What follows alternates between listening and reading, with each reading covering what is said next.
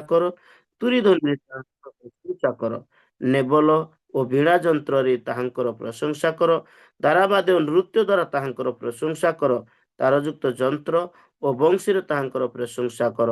ଉଚ୍ଚ କରତାଳରେ ତାହାଙ୍କର ପ୍ରଶଂସା କର। ଉଚ୍ଚ କରତାଳ ଧ୍ୱନିରେ ତାହାଙ୍କର ପ୍ରଶଂସା କର। ନିଶ୍ୱାସ ପ୍ରଶ୍ୱାସଧାରୀ ପ୍ରତ୍ୟେକ ପ୍ରାଣୀ ସଦାପ୍ରଭୁଙ୍କର ପ୍ରଶଂସା କରୁ। ଆମ୍ଭେମାନେ ସଦାପ୍ରଭୁଙ୍କର ତୁମ୍ଭେମାନେ ସଦାପ୍ରଭୁଙ୍କର ପ୍ରଶଂସା କର।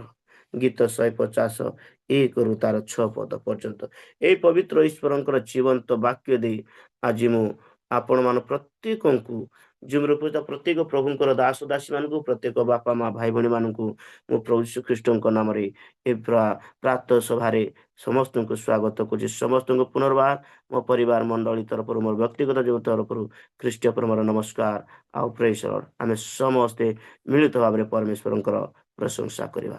ଆସନ୍ତୁ ଏହି ସମୟରେ ଆମେ ଆରାଧନା ମଧ୍ୟକୁ ଯାଉଥିବା ଆମମାନଙ୍କ ମଧ୍ୟରେ ସମିତା ମିଶାଲ ଦିଦି ଅଛନ୍ତି। ଦିଦି ନମସ୍କାର, ପ୍ରେଜ ଦ ଲର୍ଡ। ସମୟଟା ଆପଣଙ୍କର, ଆପଣ ଆମକୁ ଆରାଧନାରେ କଢ଼େଇ ନେବେ। ତତ୍ପୂର୍ବରୁ ମୁଁ କହିବାକୁ ଇଚ୍ଛା କରିବି, ଯେଉଁମାନେ ସଠିକ୍ ପ୍ଲେସ୍ରେ ଅଛୁ ଆମେ ଆପଣା ଆପଣା ଭିଡ଼ିଓକୁ ଅନ୍ କରିବା, ବସିବା। ଆଉ ଯଦି ଆମେ ଆପଣା ଆପଣା ଡିଭାଇସ୍ ପ୍ରତି ମଧ୍ୟ ଆମେ ଧ୍ୟାନ ଦେଉଥିବା, ଆଉ ସମସ୍ତେ ଯତ୍ନର ସହିତ ବସି ପ୍ରଭୁଙ୍କର ସେବା କରିବା। ପ୍ରେଜ ଦ ଲର୍ଡ। ଦିଦି ସମୟଟା ଆପଣଙ୍କର।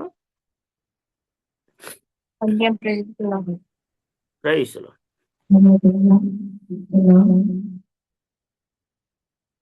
ଧନ୍ୟବାଦ ଦିଏ ସର୍ବପ୍ରଥମେ ପ୍ରଭୁଙ୍କୁ ପୁଣି ଥରେ ପ୍ରାତଃସମାରେ ତାପରେ ନିକଟବର୍ତ୍ତୀ ହେବା ନିମନ୍ତେ ଆସ୍ତସ୍ୟ ଭାବରେ ଏ ଦିନ ଦେଖାଇଛନ୍ତି। ତାପରେ ନାମରେ ଆରାଧନା କରିବା ସଙ୍ଗେ ସଙ୍ଗେ ମଧ୍ୟ ବହୁତ ଧନ୍ୟବାଦ ଦିଏ। এই ସମୟରେ ପ୍ରାତଃ ସମୟରେ ଯୋଗ୍ୟକୁ ଏ ସୁନ୍ଦର ସୁଯୋଗ ଦେଲେ ପରମେଶ୍ୱରଙ୍କ ନାମରେ ଆମମାନଙ୍କ ସର୍ବଶକ୍ତିମାନ ପରମେଶ୍ୱରଙ୍କ ନାମରେ ଆରାଧନା କରିବା ନିମନ୍ତେ ପ୍ରେଜ ଦ ଲର୍ଡ। ଆଜ୍ଞା, ଆବାଜ ଆସୁଛି?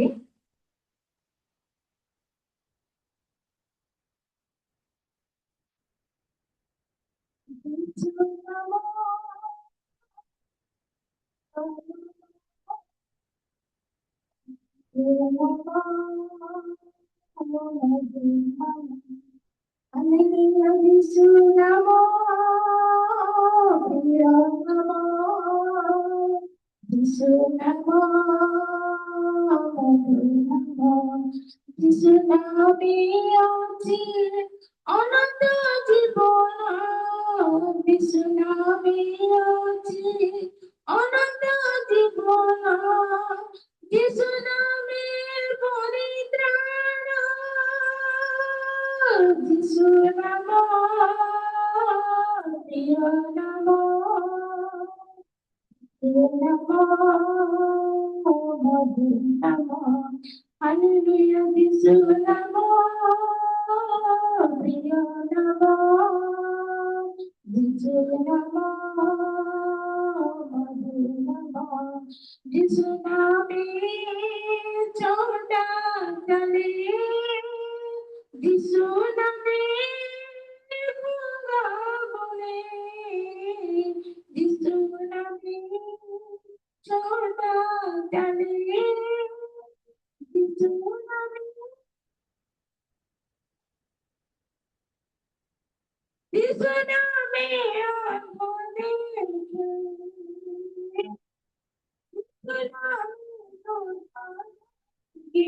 যিশু নাম দিয়ে করে, যিশু নাম প্রিয় নাম, যিশু নাম মধুর নাম।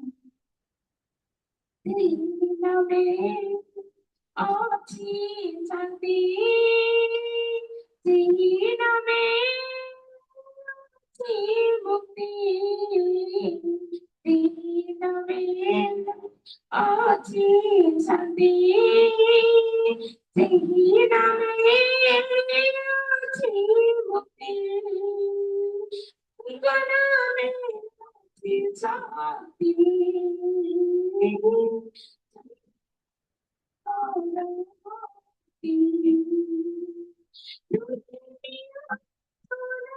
ସେହି ପ୍ରିୟ ଯୀଶୁ ନାମ, ଯୀଶୁ ନାମ, ପ୍ରିୟ ନାମ, ଯୀଶୁ ନାମ, ମଧୁ ନାମ, ହାଲେଲୁୟା ଯୀଶୁ ନାମ, ପ୍ରିୟ ନାମ, ଯୀଶୁ ନାମ, ମଧୁ ନାମ, ସେହି ନାମେ ସେହି ମୋର ପ୍ରିୟତମ, ସବୁଠାରୁ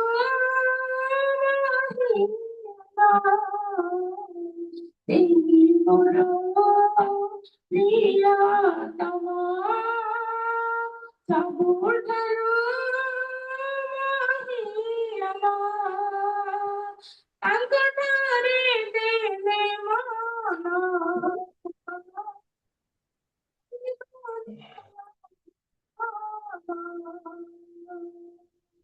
ତାଙ୍କଠାରେ ଦେଲେ ମନ,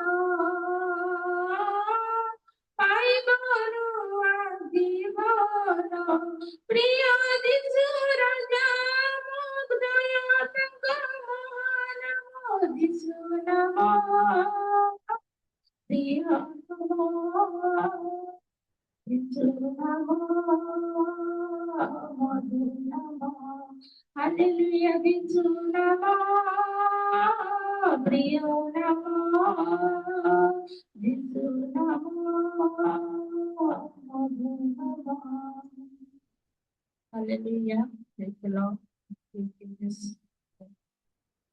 ଆସନ୍ତୁ ଏହି ଦିବସ ଦିନ ମାନଙ୍କରେ ପ୍ରଭୁଙ୍କର ନିକଟବର୍ତ୍ତୀ ହୋଇ ତାଙ୍କରି ପବିତ୍ର ନାମରେ ଆଉ ଗୋଟିଏ ଗୀତ ଗାନ କରିବା। ହାଲେଲୁୟା।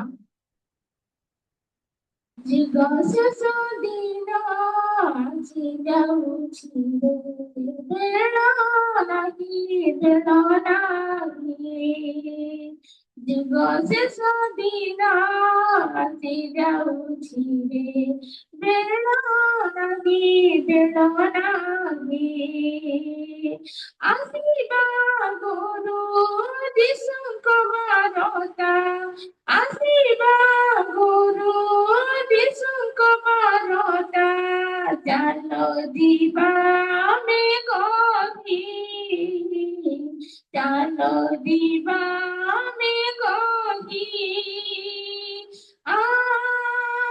ସାଥିଆ,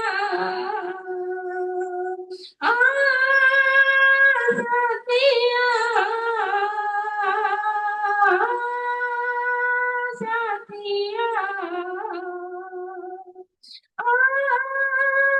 ସାଥିଆ, ଯୁଗ ଶେଷ ଦିନ ଆସି ଯାଉଛି, ବେଳ ନାହିଁ, ବେଳ ନାହିଁ, 12 ଜଣ ଶିଷ୍ୟ ଆରମ୍ଭ କରିଲେ ଯାହା, ଆଜି ବି ରହିଛି ଅପହଞ୍ଚ କ୍ଷେତ, ଯୀଶୁଙ୍କ ଦେଶ ତାହା, ଶେଷ ସମାଚାର କହିଯିବା ଆମେ, ଶେଷ ସମାଚାର କହିଯିବା ଆମେ, আছে ডাকরা রে, আছে ডাকরা, আছে ডাকরা রে, আছে ডাকরা,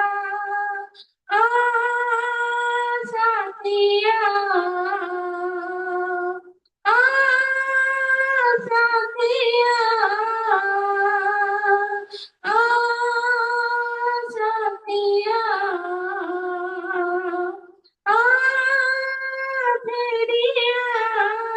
ଯୁଗ ଶେଷ ଦିନ ଆସି ଯାଉଛି ରେ, ବେଳ ନାହିଁ, ବେଳ ନାହିଁ, ଯୁଗ ଶେଷ ଦିନ ଆସି ଯାଉଛି ରେ, ବେଳ ନାହିଁ, ବେଳ ନାହିଁ, ଯୀଶୁଙ୍କ ବାରତା କୋଣେ କୋଣେ ତୁମେ ଯାଇ, ସେ କୃଷର କଥା, ସେ ପ୍ରେମର ବାର୍ତ୍ତା ଅବିଳମ୍ବେ ଜାଣି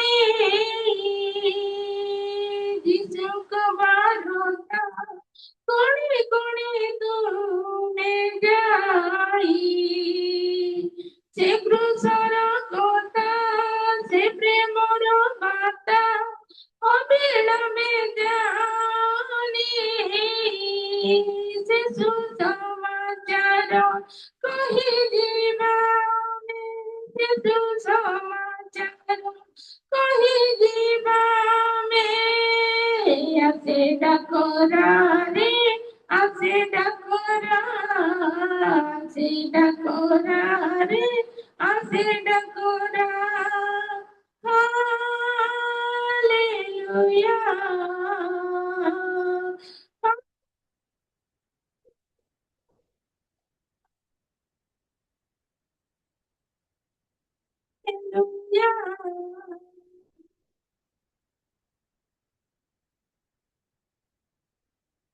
হালেলুয়া দিনাজি যাচ্ছি রে বেড়া নাহি বেড়া নাহি দিনাজি যাচ্ছি রে বেড়া নাহি বেড়া নাহি আসিবা গুরু যিশুଙ୍କ বারতা আসিবা গুরু যিশুଙ୍କ বারতা জাল ଯିବା ଦେଖନି ଚାଲ ଯିବା ଦେଖନି ସାଥିଆ ଫେରିଆ ସାଥିଆ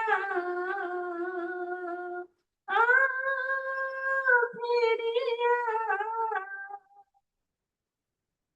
ହାଲେଲୁୟା ହାଲେଲୁୟା ସୁନ୍ଦର ଆମେ ଆରାଧନା କରିବା ଗୋଟିଏ ପଦ ଗୀତ ଗାନ କରିକି ଆମେ ପ୍ରତ୍ୟେକ ପ୍ରଭୁଙ୍କ ନିକଟବର୍ତ୍ତୀ ହୋଇ ତାଙ୍କରି ଆରାଧନା କରିବା ପ୍ରେଜ୍ ଦ ଲର୍ଡ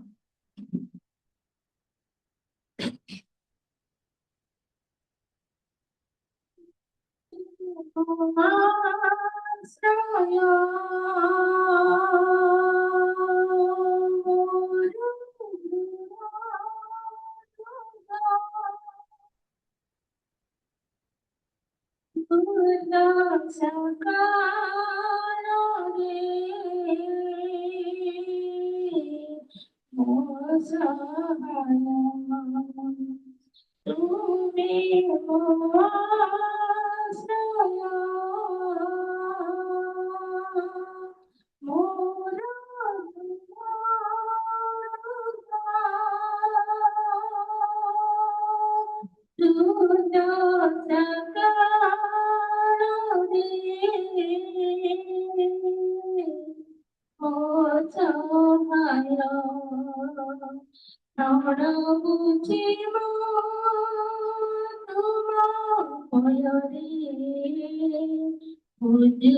ଅଛି ମୋ ପୂର୍ଣ୍ଣ ହୃଦୟରେ ତୁମ ସେବା କରିବି ମୋର ସବୁ କିଛିରେ ମୁଁ ଏଠାରେ ମୁଁ ଏଠାରେ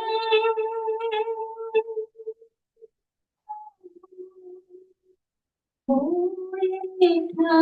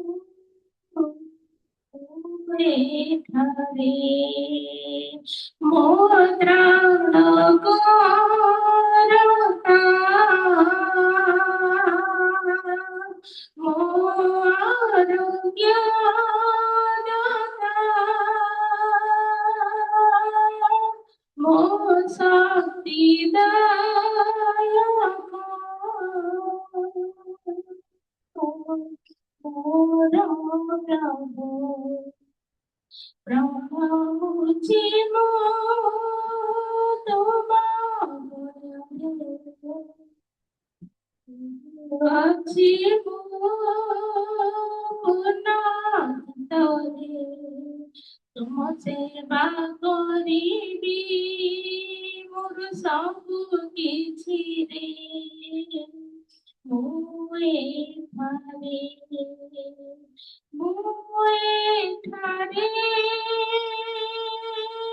ପ୍ରଭୁ ମୁଁ ଏଠାରେ ପ୍ରଭୁ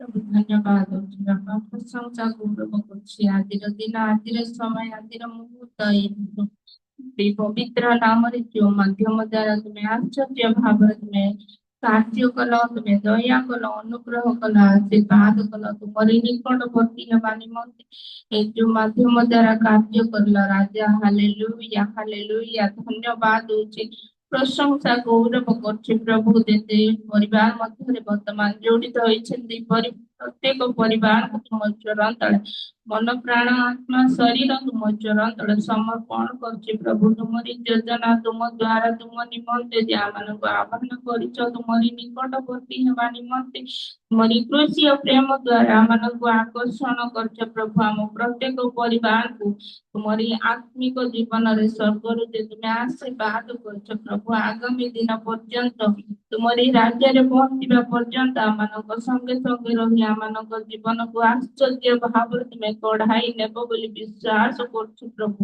ତୁମରି ସାକ୍ଷୀ ହୋଇ ତୁମରି ପବିତ୍ର ନାମରେ ଏଇ ଯୁଗାନ୍ତ ସମୟରେ ଅନ୍ୟମାନଙ୍କ ମଧ୍ୟରେ ତୁମରି ସେବା କାର୍ଯ୍ୟ କରିପାରିବୁ ସେଥିପାଇଁ ତୁମେ ସାହାଯ୍ୟ କର କାରଣ ତୁମେ ମହାନ ତୁମେ ଆଶ୍ଚର୍ଯ୍ୟ ତୁମେ ପରାକ୍ରାନ୍ତ ପରମେଶ୍ୱର ତୁମରି ହସ୍ତରେ ସମସ୍ତ ବିଷୟ ରହିଅଛି ତୁମରି ସାମର୍ଥ୍ୟ ଭରପୁର ଜୀବନ ଆମମାନଙ୍କୁ ଦିଅ ପ୍ରଭୁ ଅନ୍ୟମାନଙ୍କ ନିକଟବର୍ତ୍ତୀ ହେବା ନିମନ୍ତେ ତୁମେ ସାହାଯ୍ୟ କର ତୁମରି ବାକ୍ୟ ନେଇ ଏଇ ହୃଦୟରେ ସଞ୍ଚୟ କରି ପ୍ରଭୁ ଅନ୍ୟମାନଙ୍କୁ ସେବା କାର୍ଯ୍ୟ କରିପାରିବୁ ଅନ୍ୟମାନଙ୍କ ନିମନ୍ତେ ପ୍ରାର୍ଥନା କରିପାରିବୁ ସେଥିପାଇଁ ତୁମେ ସାହାଯ୍ୟ କର ଧନ୍ୟବାଦ ଦଉଛି ପ୍ରଭୁ ଏଇ ଯୋଉ ମୋ ଜୀବନରେ ତୁମେ ଦେଇଛ ତୁମରି ନିକଟବର୍ତ୍ତୀ ହେବା ନିମନ୍ତେ ଆମମାନଙ୍କ ବିଭିନ୍ନ ସ୍ଥାନରୁ ଯୋଡିତ ହେବା ନିମନ୍ତେ ପ୍ରତ୍ୟେକ ପରିବାରକୁ ତୁମେ ଆଶୀର୍ବାଦ କର ତୁମରି ନିକଟବର୍ତ୍ତୀ ହେବି ସଦା ସର୍ବଦା ଆଜିର ଏଇ ସକାଳ ରାତ୍ରି ପର୍ଯ୍ୟନ୍ତ ଆମମାନଙ୍କ ସଙ୍ଗେ ସଙ୍ଗେ ରହି ଆମମାନଙ୍କ ଜୀବନକୁ ପରିବର୍ତ୍ତନ କରିବାର ସାମର୍ଥ୍ୟ ରହିଛି ଯୀଶୁଙ୍କ ନାମରେ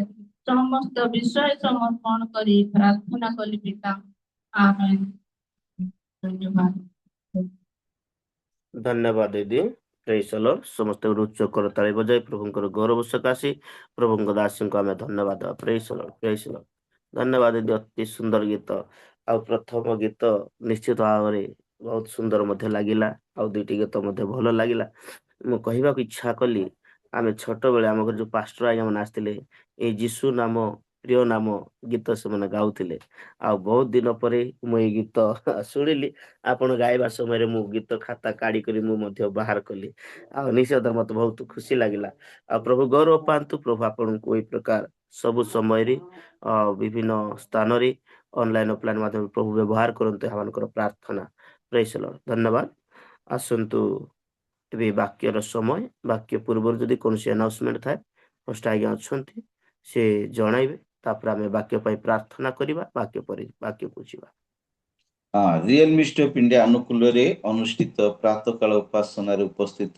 ପ୍ରତ୍ୟେକଙ୍କୁ ମୁଁ ନମସ୍କାର ଜଣାଏ ନମସ୍କାର ପ୍ରେଜ୍ ଦ ଲର୍ଡ ଆଜି ନୂତନ ଭାବରେ ଜଏନ୍ ହେଇଥିବା ପ୍ରଭୁଙ୍କର ଦାସଦାସୀ ମାନଙ୍କୁ ରିଏଲ ମିଷ୍ଟ ଅଫ୍ ଇଣ୍ଡିଆ ତରଫରୁ ମୁଁ ସ୍ୱାଗତ କରୁଛି ଆମମାନଙ୍କ ମଧ୍ୟରେ ଆଉ ସୁନିତା ସିଷ୍ଟର ଅଛନ୍ତି ତାଙ୍କୁ ମୁଁ ସ୍ୱାଗତ କରୁଛି ଆଉ ଆମମାନଙ୍କ ମଧ୍ୟରେ ଆଉ ରେଭରେଣ୍ଡ ଡକ୍ଟର ଦାନିଏଲ ସାର୍ ଅଛନ୍ତି ମୁମ୍ବାଇରୁ ସାର୍ଙ୍କୁ ମଧ୍ୟ ମୁଁ ସ୍ୱାଗତ କରୁଛି ତା ସହିତ ଆଉ ନୂଆ ପୁରୁଣା ଯେତେ ଉପସ୍ଥିତ ଅଛନ୍ତି ପ୍ରତ୍ୟେକଙ୍କୁ ମୁଁ ସ୍ୱାଗତ କରୁଅଛି ଯଦି ଆପଣମାନେ ଠିକ୍ ଜାଗାରେ ଅଛନ୍ତି କମ୍ଫର୍ଟେବଲ ଜାଗାରେ ଅଛନ୍ତି ପ୍ରଭୁଙ୍କର ଗୌରବ ନିମନ୍ତେ ଆପଣମାନେ ଭିଡ଼ିଓକୁ ଅନ୍ କରି ବସିପାରିବେ ଆଉ ବିଜ୍ଞାପନ ପ୍ରକାଶ କରୁଅଛି ଯେ ଗତକାଲି ଆମମାନଙ୍କର ଆଉ କମିଟି ମିଟିଂ ଥିଲା ପ୍ଲାନିଂ ମିଟିଂ ଥିଲା ଯେ ରିଏଲ ମିଷ୍ଟ ଅଫ୍ ଇଣ୍ଡିଆ ଆନୁକୂଲ୍ୟରେ ପଞ୍ଚମ ଗେଟ୍ ଟୁଗେଦର ଆମମାନଙ୍କର ଆଉ ଭାରତର ମାୟାନଗରୀ ଯାହାକି ମହାନଗର ନିଗମ ଆଉ ବଡ଼ ସିଟି ମେଟ୍ରୋ ସିଟି ବମ୍ବେରେ ଚଳିତ ବର୍ଷ ଅର୍ଥାତ୍ 2026 ସାଲ ଆଉ ଜୁନ୍ ମାସ 2 ତାରିଖରୁ 4 ତାରିଖ ପର୍ଯ୍ୟନ୍ତ 3 ଦିନ ଧରି ବମ୍ବେ ସହରରେ ଅନୁଷ୍ଠିତ ହେବ ଆଉ ଏଥି ନିମନ୍ତେ ବର୍ତ୍ତମାନ ଆମମାନଙ୍କର ରେଜିଷ୍ଟ୍ରେସନ ବହୁତ ଜୋରସୋରରେ କରାଯାଉଅଛି ଆଉ ଆମମାନଙ୍କର ରେଜିଷ୍ଟ୍ରେସନ ଫିଜ୍ ସର୍ବମୋଟ ଧାର୍ଯ୍ୟ କରାଯାଇଛି 4,000 ଟଙ୍କା ମାତ୍ର 4,000 ଟଙ୍କା ମାତ୍ର ଧାର୍ଯ୍ୟ କରାଯାଇଛି ଯେ ଆପଣମାନଙ୍କର ରହିବା ପାଇଁ ଖାଇବା ପାଇଁ, ପିଇବା ପାଇଁ, ବୁଲିବା ପାଇଁ এই ସମସ୍ତ ଖର୍ଚ୍ଚ 4,000 ଟଙ୍କା ଭିତରେ ରହିବ। ଆଉ ଯିବା ଆସିବା ଆମମାନଙ୍କ ନିଜର ରହିବ। ଯିବା ଆସିବା ଟ୍ରେନ୍ ଯୋଉ ଖର୍ଚ୍ଚଟା ନିଜର ରହିବ। କିନ୍ତୁ ବମ୍ବେ ପହଞ୍ଚିଲା ପରେ ଆମମାନଙ୍କର ଯୋଉ ରହିବା ପାଇଁ, ଖାଇବା ପାଇଁ, ପିଇବା ପାଇଁ, ବମ୍ବେର 10-12ଟି ଦର୍ଶନୀୟ ସ୍ଥାନ ବୁଲିବା ପାଇଁ ମାତ୍ର 4,000 ଟଙ୍କା ରେଜିଷ୍ଟ୍ରେସନ ଫିଜ୍ ରଖାଯାଇଛି। ଆଉ ଆମମାନଙ୍କର ଏଇ ରେଜିଷ୍ଟ୍ରେସନର ପ୍ରଥମ କିସ୍ତି ଯାହାକି 1,000 ଟଙ୍କା ଚଳିତ ମାସ ଅର୍ଥାତ୍ ଫେବୃଆରୀ ମାସ 25 ତାରିଖ ସୁଦ୍ଧା ଆପଣମାନେ ପୈଠ କରନ୍ତୁ ବୋଲି ଆମେ ଅନୁରୋଧ କରୁଛୁ। ଆଉ ଅନେକ ଲୋକମାନେ ଫୋନ କରୁଛନ୍ତି, କାରଣ ଆମମାନଙ୍କର ଉଟିର ଯୋଉ ଗେଟ୍ ଟୁଗେଦର ପ୍ରୋଗ୍ରାମ ଏକ ଐତିହାସିକ ପ୍ରୋଗ୍ରାମ ହୋଇଥିଲା। 4,000 ଟଙ୍କାରେ 4ଟି ସହର ବୁଲି ଆସିବା ପାଇଁ ପ୍ରଭୁ ସାହାଯ୍ୟ କରିଥିଲେ, ଯାହାକି ଅନେକ ଲୋକଙ୍କୁ ଆକୃଷ୍ଟ କରିଅଛି। ଅନେକ ଲୋକମାନେ ଫୋନ କରୁଛନ୍ତି ଯିବା ପାଇଁ। ଆମମାନେ ସେଥିପାଇଁ ଆଉ କମିଟି ଚିନ୍ତା କରିକି ଯେଉଁମାନେ ଯିବା ପାଇଁ ଚାହୁଁଛନ୍ତି ସେମାନେ ଏଇ ଚଳିତ ମାସ ଫେବୃଆରୀ ମାସ 25 ତାରିଖ ସୁଦ୍ଧା 1,000 ଟଙ୍କା ଦେଇ ନାମକୁ ନାମାଙ୍କିତ କରିପାରିବେ। କାରଣ ଆମମାନଙ୍କର ଲିମିଟ ସିଟ୍ ରହିଛି, ମାତ୍ର 50ଟି ସିଟ୍ ରହିଛି। ତେଣୁ ଆପଣମାନଙ୍କୁ ଅନୁରୋଧ କରି ଆପଣମାନେ ଆମମାନଙ୍କର ପଞ୍ଚମ ଗେଟ୍ ଟୁଗେଦରର ସଭାପତି ରେଭରେଣ୍ଡ ପ୍ରମୋଦ ପରିଚ୍ଛା ଆଜ୍ଞାଙ୍କର ଫୋନ ପେ ନମ୍ବର ଆଉ ଦିଆଯାଇଛି। ଉକ୍ତ ଫୋନ ପେ ନମ୍ବରରେ ଆପଣମାନେ 1,000 ଟଙ୍କା ପୈଠ କରି ନିଜ ନାମକୁ ଆପଣମାନେ ଆଉ ନାମାଙ୍କିତ କରନ୍ତୁ। ଆଉ ବିଶେଷ କରି ଆପଣମାନଙ୍କୁ ମୁଁ ଅନୁରୋଧ କରି, ଜଣେ ବ୍ୟକ୍ତି କହୁଥିଲେ ଯଦି ଉଟି ଯାଇଥିଲେ ଜଣ ପିଛା 20,000 ଟଙ୍କା ଖର୍ଚ୍ଚ ହେଇଥାନ୍ତା। ଆଉ ଜଣେ ବ୍ୟକ୍ତି କହୁଥିଲେ ଯଦି ବମ୍ବେ ଯାଇକି ବୁଲି ଆସିବାକୁ ନିହାତି 15,000 ରୁ 20,000 ଖର୍ଚ୍ଚ ହେବ। କିନ୍ତୁ ପ୍ରଭୁଙ୍କ ଦୟା ଅନୁଗ୍ରହ ହେତୁ ପ୍ରଭୁ ଆମମାନଙ୍କୁ ଏକ ଗ୍ରୁପ ମାଧ୍ୟମରେ ନେଇ 4,000 ଟଙ୍କାରେ 3 ଦିନ ଆମମାନେ ବମ୍ବେରେ ରହିବା ପାଇଁ ପ୍ରଭୁ ଆମମାନଙ୍କୁ ସୁଯୋଗ ଦେବାକୁ ଯାଉଅଛନ୍ତି। ତେଣୁ ଆପଣମାନଙ୍କୁ ମୁଁ ଅନୁରୋଧ କରୁଅଛି ଯେ ଆପଣମାନେ ଯଥାଶୀଘ୍ର ବିଳମ୍ବ ନ କରି ଯଥାଶୀଘ୍ର ନିଜ ନାମଟିକୁ ରେଜିଷ୍ଟ୍ରେସନ କରିଦିଅନ୍ତୁ। ଆଉ ମୁଁ ଅନୁରୋଧ କରି ଆପଣମାନେ ଯଦି ଆଉ ମୋ ସହିତ କିମ୍ବା ପରିଚ୍ଛା ସାରଙ୍କ ସହିତ ଆପଣମାନେ ଯୋଗାଯୋଗ କରି ଶୀଘ୍ର ରେଜିଷ୍ଟ୍ରେସନ କାମଟି କରିଦିଅନ୍ତୁ। ଆଉ ଗୋଟିଏ ବିଷୟ ଆପଣମାନଙ୍କୁ ମୁଁ ପ୍ରକାଶ କରିବା ପାଇଁ ଚାହେଁ। ଆଉ ଆମମାନେ ଏପ୍ରିଲ ମାସରେ ଏପ୍ରିଲ ଫାର୍ଷ୍ଟ ୱିକରେ ଆମମାନେ ଯିବା ଆସିବା ପାଇଁ ରିଜର୍ଭେସନ କରିବା। ସେତେବେଳେ କ'ଣ କରାଯିବ ଆପଣମାନଙ୍କୁ ପ୍ରକାଶ କରାଯିବ। ଏ ସମସ୍ତ ବିଷୟ ନେଇ ଆପଣମାନେ ପ୍ରାର୍ଥନାରେ ତୋଳି ଧରିବେ। ବ୍ୟକ୍ତିଗତ ଭାବରେ, ପାରିବାରିକ ଭାବରେ, ମାଣ୍ଡଳିକ ଭାବରେ ପ୍ରାର୍ଥନାରେ ତୋଳି ଧରିବେ। ଏହା ମୋର ଅନୁରୋଧ। ଧନ୍ୟବାଦ। ଧନ୍ୟବାଦ ସାର୍, ଅତି ସୁନ୍ଦର ଭାବରେ ସ୍ପଷ୍ଟ ଭାବରେ ପ୍ରତିଟି ବିଷୟକୁ ବୁଝାଇଥିବା ହେତୁ ଆମେ ଚିରକୃତଜ୍ଞ ଅଟୁ ଆପଣଙ୍କ ଠାରେ। ପ୍ରେଜ୍ ଦ ଲର୍ଡ। ନିଶ୍ଚିତ ଭାବରେ ଆନାଉନ୍ସମେଣ୍ଟ ଆମେ ଶୁଣିଛୁ, ତଦନୁଯାୟୀ ଆମେ ପ୍ରତ୍ୟେକ ପ୍ରସ୍ତୁତ ହେବା। ଆପଣା ପରିବାର ନାମକୁ ଆମେ ପଞ୍ଜୀକରଣ ଆମେ ଯଥାଶୀଘ୍ର କରାଇବା। ଏଇଟା ଗୋଟେ ଏ ପ୍ରକାର ସୁଯୋଗ, ଆମେ ଚାହିଁଲେ ମଧ୍ୟ ପରିବାରକୁ ଧରିକରି ଆମେ ଯାଇ ଏ ପ୍ରକାର ସୌଭାଗ୍ୟତାରେ ଆମେ ବୁଲିକରି ଆସିପାରିବା ନାହିଁ। ଏଇ କଥା ଯେତେବେଳେ ମୁଁ କହିବି, କାହିଁକି ଯାବା, ଆମର ପାଖରେ 50,000 ଥିଲେ କ'ଣ ହବ ଆଜ୍ଞା? ଆମେ ଏଇ ସୌଭାଗ୍ୟତାରେ ପ୍ରାର୍ଥନାର ସୌଭାଗ୍ୟତାଟା ପାଇପାରିବା ନାହିଁ। 50,000 ଥିଲେ ଆମେ ଯାଇପାରିବା ପରିବାରକୁ ନେଇକରି ଗୋଟେ ଲଜ୍ ଭଡ଼ା କରିବା, ଆମେ ବୁଲିବା ଆଇବା, ସେଇଟା ଗୋଟେ ସୁନ୍ଦର ନଥାଏ। କିନ୍ତୁ ଏଇ ଗୋଟେ ସୌଭାଗ୍ୟତାରେ ଯିବାଟା ସବୁଠାରୁ ଆନନ୍ଦ ଆଉ ଖୁସିର ବିଷୟ ଅଟେ। ମୁଁ ଏହା ଅନୁଭବ କରିଛି। ଆମେ ଓଟି ଯେତେବେଳେ ଯାଇଥିଲୁ, ନିଶ୍ଚିତ ଆମ ପରିବାର ବହୁତ ସାରା ଏନ୍ଜୟ କରିଛୁ, ବହୁତ ସ୍ଥାନ ବୁଲି ପାରିଛୁ। ଆଉ ପ୍ରଭୁଙ୍କର ଦାସ ପରିଚ୍ଛା ଆଜ୍ଞା କର ଆଜ୍ଞାଙ୍କର ନିମନ୍ତ୍ରଣ ଯୋଗୁଁ, ତାଙ୍କର ପ୍ରେମ ଯୋଗୁଁ ଆମେ ଏସବୁ ବିଷୟକୁ ଉପଭୋଗ କରି ଆମେ ଆସିପାରିଛୁ ପରିବାର ସହିତ। ପ୍ରେଜ୍ ଦ ଲର୍ଡ। ପ୍ରଭୁ ଗୌରବ ପାଆନ୍ତୁ। ଆସନ୍ତୁ ବାକ୍ୟକୁ ଯିବା ପୂର୍ବରୁ ପଦେ ଆମେ ପ୍ରାର୍ଥନା କରିବା। ଆଉ ଏହି ସମୟରେ ମୁଁ ଅନୁରୋଧ କରିବି, ଲୋକପାଣି ଆଜ୍ଞା ନମସ୍କାର, ଆପଣ ଶୁଣିପାରୁଛନ୍ତି? ତାହେଲେ ବାକ୍ୟ ନିମନ୍ତେ ପଦେ ପ୍ରାର୍ଥନା କରିବେ। ପ୍ରେଜ୍ ଦ ଲର୍ଡ। ଲୋକପାଣି ଆଜ୍ଞା। ପ୍ରାର୍ଥନା କରିବା।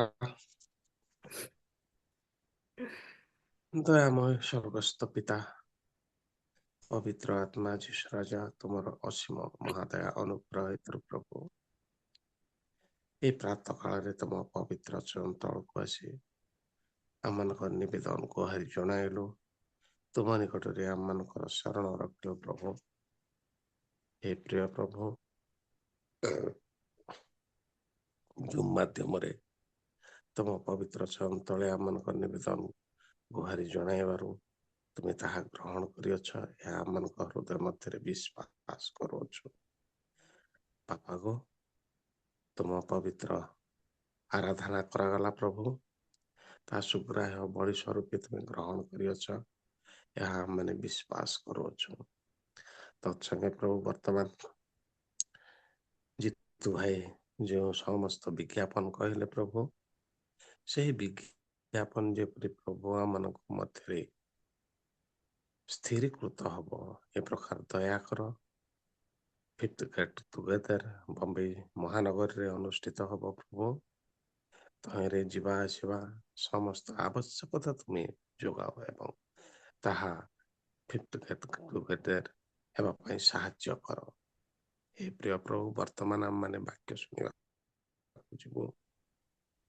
ଯେଉଁ ବାକ୍ୟ ପ୍ରଭୁ ତୁମ ପବିତ୍ର ମୁଖ ଅଙ୍କୁରିତ ବାକ୍ୟ, ତାହା ଯେ ଆମମାନେ ଯେତେ ଜଣ ଶୁଣିବୁ, ଆମମାନଙ୍କ ହୃଦୟକୁ ତୁମେ ଖୋଲା କର, ହୃଦୟକୁ କ୍ଲିୟର କର।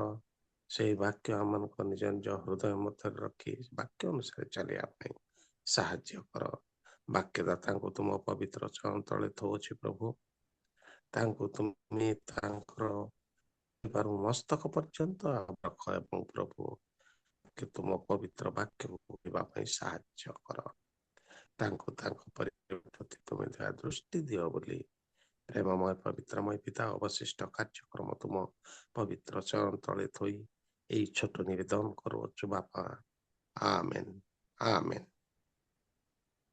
ଧନ୍ୟବାଦ ଆଜ୍ଞା। ବଛର ସହିତ ବାକ୍ୟ ନିମନ୍ତେ ପୁଣି ମୁମ୍ବାଇ ସହରକୁ ଆଉ ପ୍ରତିଟି ଆନାଉନ୍ସମେଣ୍ଟ ପ୍ରୋଗ୍ରାମ ଅନୁସାରେ ଆପଣ ପ୍ରାର୍ଥନା କରିଥିବା ହେତୁ ଆପଣଙ୍କୁ ବିଶେଷ ଧନ୍ୟବାଦ ଦିଏ। ଆସନ୍ତୁ ଆମେ ଜୀବନ୍ତ ଈଶ୍ୱରଙ୍କର ବାକ୍ୟକୁ ଶୁଣିବା। ତା ପୂର୍ବ ପଦେ ବାକ୍ୟ ପଢ଼ି ପ୍ରଭୁଙ୍କ ଦାସଙ୍କୁ ମୁଁ ସ୍ୱାଗତ କରିବି। ହେ ମୋହର ପୁତ୍ର, ମୋ କଥାରେ ମନୋଯୋଗ କର, ମୋ ବାକ୍ୟରେ କର୍ଣ୍ଣ ଡେର, ତାହା ତୁମର ଚକ୍ଷୁରୁ ନ ଯାଉ, ତାହା ସବୁ ତୁମେ ହୃଦୟ ମଧ୍ୟରେ ଯତ୍ନ କରି ରଖ, ଯେହେତୁ ତାହା ଯେଉଁମାନେ ପାଆନ୍ତି ସେମାନଙ୍କ ପ୍ରତି ତାହା ଜୀବନ ଓ ସର୍ବାଙ୍ଗର ସ୍ୱାସ୍ଥ୍ୟ ଅଟେ। ତୁମ ହୃଦୟକୁ ଅତି ଯତ୍ନର ସହିତ ରଖ, ଯେହେତୁ ତହିଁର ଜୀବନ ପ୍ରବାହ ଜନ୍ମୟ। ଉପଦେଶକୁ ଦୃଢ଼ କରି ଧର, ତାହାକୁ ଛାଡ଼ି ଦିଅ ନାହିଁ, ତାହାକୁ ରଖ, କାରଣ ତାହା ତୁମର ଜୀବନ। ହିତ ଉପଦେଶ ପୁସ୍ତକ 4 ଅଧ୍ୟାୟ ତାର 13 ପଦ, 20, 21, 22, 23 ପଦକୁ ମୁଁ ପଠନ କରି ଆଜିର ବକ୍ତା ମହାଶୟ ଯିଏକି ଆମ ସମ୍ମୁଖରେ ଉପସ୍ଥିତ ଅଛନ୍ତି ଆଉ ଅତି ସୁନ୍ଦର ସମୟ ମଧ୍ୟରେ ପ୍ରଭୁ ତାଙ୍କୁ ଆଣିଛନ୍ତି ଏହି ସ୍ଥାନକୁ। ଆଉ ବିଶେଷ ସେ ପ୍ରଭୁଙ୍କ ଦାସ ଅବନ୍ତ ପାଣି ଆଜ୍ଞାଙ୍କୁ ମୁଁ ପ୍ରଭୁ ଶ୍ରୀଖ୍ରୀଷ୍ଟଙ୍କ ନାମରେ ଆଜିର ପ୍ଲାଟଫର୍ମରେ ମୁଁ ସ୍ୱାଗତ କରୁଛି। ସାର୍ ନମସ୍କାର, ପ୍ରେଜ୍ ଦ ଲର୍ଡ। ଆମେ ସମସ୍ତେ ଗୋଟେ ଉଚ୍ଚ କରତାଳି ବଜାଇ ପ୍ରଭୁଙ୍କର ଦାସଙ୍କୁ ଆମେ ସ୍ୱାଗତ କରୁଥିବା। ପ୍ରେଜ୍ ଦ ଲର୍ଡ। ପୁଣି ପ୍ରତ୍ୟେକଙ୍କୁ ଅନୁରୋଧ କରିବି, ସଠିକ ପ୍ଲେସରେ ଅଛୁ, ଭିଡ଼ିଓକୁ ଅନ୍ କରି ବସିବା ଆଉ ପ୍ରଭୁଙ୍କର ଗୌରବ ସକାଶେ ବ୍ୟବହାର ହେବା। ଆପଣ ଆପଣା ପାଖରେ ବାଇବେଲ ନେବା, ଖାତା ପେନ୍ ନେବା ଆଉ ପ୍ରଭୁଙ୍କର ଦାସ ଯାହା ବାକ୍ୟ ପରିବେଷଣ କରିବେ, ଯାହା ରେଫରେନ୍ସ ଦେବେ, ତାହାକୁ ଆମେ ଲେଖିକରି ମଧ୍ୟ ରଖିପାରିବା। ପ୍ରେଜ୍ ଦ ଲର୍ଡ। ସମୟଟା ଆପଣଙ୍କର ଆଜ୍ଞା, ଆପଣ ଆଗକୁ ବାକ୍ୟ ଦ୍ୱାରା ଆମକୁ ପରିଚାଳନା କରିବେ। ପ୍ରେଜ୍ ଦ ଲର୍ଡ। ପ୍ରଭୁଙ୍କ ବାକ୍ୟରୁ କିଛି କହିବା ପାଇଁ ଯେଉଁ ସୁଯୋଗଟି ମୁଁ ପାଇଅଛି, ସେଥିପାଇଁ ମୁଁ ପ୍ରଭୁଙ୍କର ମହାନାମକୁ ଧନ୍ୟବାଦ ଦେବା ସଙ୍ଗେ ସଙ୍ଗେ ଉପସ୍ଥିତ ମୋର ପ୍ରତ୍ୟେକ ବାପା ମା, ଭାଇ ଭଉଣୀ, ପ୍ରଭୁଙ୍କର ଦାସ ଦାସୀ, ସେବକ ସେବିକା ଏବଂ ଅନ୍ୟାନ୍ୟ ଜାଗାମାନଙ୍କ ରହି ଯେଉଁ ସେବା କାର୍ଯ୍ୟ କରୁଛନ୍ତି ମିଶନାରୀ ଭାଇ ଭଉଣୀମାନଙ୍କୁ ଏହି ନବବର୍ଷର ଅଭିନନ୍ଦନ ଶୁଭେଚ୍ଛା ସହ ମୋର ଖ୍ରୀଷ୍ଟ ପ୍ରେମ ନମସ୍କାର ଜଣାକରେ। ସମସ୍ତଙ୍କୁ ନମସ୍କାର। ମୁଁ ବିଶେଷ କରି ଧନ୍ୟବାଦ ଦେବି ପ୍ରଭୁଙ୍କର ଦାସ ଗତକାଲି ମୋତେ କଲ୍ କରିଥିଲେ ପ୍ରଭୁଙ୍କ ବାକ୍ୟରୁ କିଛି କହିବା ପାଇଁ। ପ୍ରଭୁଙ୍କର ପ୍ରିୟ ଦାସ ରେଭରେଣ୍ଡ ଜିତୁ ଆଜ୍ଞାଙ୍କୁ ମଧ୍ୟ ମୁଁ ଧନ୍ୟବାଦ ଅର୍ପଣ କରେ। ମର୍ଣ୍ଣିଂ ଟାଇମ୍ଟା ଟିକେ ଡିଫିକଲ୍ଟ, କିନ୍ତୁ ଆପଣମାନଙ୍କର ଡିସିପ୍ଲିନ୍ ପାଇଁ, ଆପଣମାନଙ୍କର ପ୍ରସ୍ତୁତିକରଣ ପାଇଁ, ବିଜ୍ଞାପନ ପାଇଁ, ଆରାଧନା ସ୍ତୁତି ପ୍ରଶଂସା ପାଇଁ ମୁଁ ପ୍ରଭୁଙ୍କୁ ଧନ୍ୟବାଦ ଦିଏ। ଗତ ଦିନମାନଙ୍କରେ ମୁଁ ରାୟଗଡ଼ରେ ଥିଲି। ମୁଁ ପ୍ରବନ୍ଧ ସାର୍ଙ୍କ ବିଷୟରେ ଶୁଣିପାରିଥିଲି, କିନ୍ତୁ ପରିଚୟ ସାର୍, ଗୁରୁ ସାର୍ ମୋତେ ଜଣା ନାହିଁ। କିନ୍ତୁ ଗତ ଦିନମାନଙ୍କରେ ମୁଁ ରାୟଗଡ଼ା ଜିଲ୍ଲାରେ ଥିଲି। ବର୍ତ୍ତମାନ ମୁଁ ଭୋପାଳ ରହିକି ସେବା କାର୍ଯ୍ୟ କରୁଛି। ଆଉ ମୁଁ ଏହି ଜୁମ୍ରେ ଦେଖିପାରୁଛି ମୋର ଜଣେ ଗୁରୁ ଅଛନ୍ତି, ରେଭରେଣ୍ଡ ଜେ.କେ. ଛିଞ୍ଚାଣି ସାର୍, ଯେ ମୋତେ କଲେଜରେ ଥିବା ସମୟରେ ତାଙ୍କର ଉପକାର ସାହାଯ୍ୟ ତାଙ୍କର ଆତ୍ମିକ ଜୀବନର ପ୍ରଭାବ ମୋ ଉପରେ ପଡ଼ିଛି। ତେଣୁ ମୁଁ ପ୍ରଭୁଙ୍କୁ ଧନ୍ୟବାଦ ଦିଏ। ମୁଁ ଅଳ୍ପ ସମୟ ଭିତରେ ପ୍ରଭୁଙ୍କର ବାକ୍ୟ କହିକି ସମାପ୍ତ କରିବି। ମୁଁ ଏମିତି କିଛି ନୂଆ କଥା, ବିଶିଷ୍ଟ କଥା କି ରହସ୍ୟମୟ କଥା ମୁଁ କହିବିନି। କେବଳ ମୁଁ ଆପଣମାନଙ୍କୁ ଉତ୍ସାହିତ କରିବା ପାଇଁ ପଦେ କଥା କହିବାକୁ ଚାହିଁବି। ଆଜିର ଅଳ୍ପ ସମୟର ଧ୍ୟାନ ନିମନ୍ତେ ଗୀତ ସଂହିତା 109ର 3 ପଦକୁ ଆମେ ପାଠ କରିବା। ଗୀତ ସଂହିତା 109, ସାମ୍ସ ନମ୍ବର 109 verse 3। ଗୀତ ସଂହିତା 109ର 3 ପଦକୁ ଆମେ ପାଠ କରିବା। ଦୟାକରି ଆହୁରି କେହି ଆହୁରି ଆହୁରି ସେମାନେ ଆହୁରି ଆହୁରି ସେମାନେ ବାକ୍ୟରେ ମତେ ଘେରି ଅଛନ୍ତି ଓ ବିନା କାରଣରେ ମୋ ସଙ୍ଗେ ଯୁଦ୍ଧ କରିଅଛନ୍ତି। ପ୍ରଭୁ ତାଙ୍କରି ପଠିତ ବାକ୍ୟ ଦ୍ୱାରା ଆମ ପ୍ରତ୍ୟେକଙ୍କୁ ଆଶୀର୍ବାଦ କରନ୍ତୁ। ଏହି ମର୍ଣ୍ଣିଂ ଡିଭୋସନରେ ଆମେ ଗୀତ ସଂହିତା 109 ତାର 3 ପଦରୁ ଆମେ କିଛି ଆଲୋଚନା କରିବା। ମୁଁ ଅଳ୍ପ ସମୟ ଭିତରେ ସମାପ୍ତ କରିବି। ଗୀତ ସଂହିତା 109 ଗୀତକୁ ଅନେକ ଲୋକମାନେ, ପ୍ରଭୁଙ୍କର ଦାସ ଦାସୀ ମାନେ, ଯେଉଁମାନେ ବାଇବେଲ ବିଦ୍ୱାନ କହନ୍ତି, ସେମାନେ ଇମ୍ପ୍ରେକେଟରୀ ସାମ୍ସ ବୋଲିକି ନାମିତ କରିଛନ୍ତି।